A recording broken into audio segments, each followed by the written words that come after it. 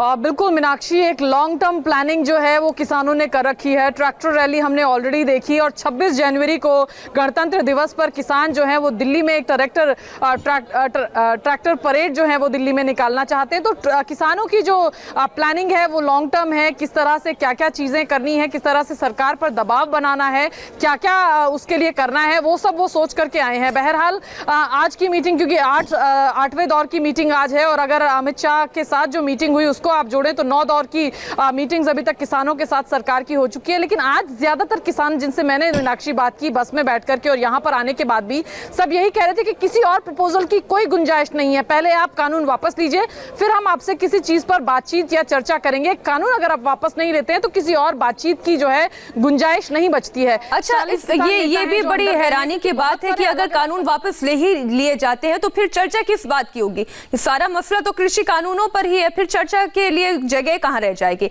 बहरहाल 8वें दौर की बातचीत से पहले किसान नेता हन्नान मौला ने एक बड़ा बयान दिया है, वो भी आपके सामने रखते हैं।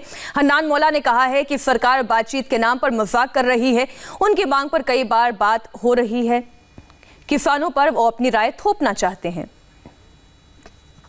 हमारे साथ हैं दादा, कई दौर की बातचीत होगी, एक और दौर की बातचीत है। आज की बैठक से क्या उम्मीद की जाए? सरकार तो कह रही है कि अगर हम 10 कदम आगे बढ़े हैं तो किसान जो नेता हैं वो भी 2 कदम आगे बढ़े। अरे ये सब मजाक है, 10 कदम कहाँ आगे बढ़ा? आज हम 7 महीना से एक मांग उठा रहे हैं, 7 महीना लगातार। ऑर्डिनेंस जिस दिन शुरू हुआ, ये ऑर्डिनेंस किसान विरोधी है, इसको इज्जत करो। तो हमारा ये मांग पर कोई बात नहीं कर रहे, वो अपना बात हमारा ठोपने का कोशिश कर रहे हैं। तो ये मजाक है। और रोज मीटिंग बोल रहा है कि फैसला नहीं हो रहा है। लोग बेवकूफ नहीं है, किसान 0 डिग्री में बैठ रहा है, मर रहा है, क्यों बैठे है?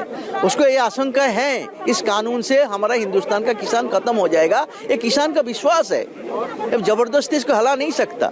सरकार कह रही है कि तीनों कानून वापस नहीं लेने जा रही है, लेकिन जिन कानून के जिन प्रावधानों पर आपत्ति है उस पर चर्चा करने के लिए, उसमें सुधार करने का प्रावधान नहीं है। मैं कल बोला था जो गंगोत्री जो जहरीला हो जाएगा, गंगा साफ नहीं हो सकती। गंगोत्री से गंगा उतरता है ना, गंगोत्री में जहर रहेगा तो गंगा साफ नहीं हो सकता। ये कानून का उद्देश्य, कानून का कॉन्सेप्चुअलाइजेशन, कानून का idea, that is to change Indian farmers को फार्मर बेस्ड एग्रीकल्चर को कॉर्पोरेट बेस्ड एग्रीकल्चर करना, किसी को कंपनीकरण करना, इसका उद्देश्य है। तो 1-2 शब्द बदल से क्या होगा? और इस वक्त केंद्रीय मंत्री संजीव बालियान से बात की इंडिया टीवी संवाददाता आनंद प्रकाश पांडे ने, आप वो भी सुनिए।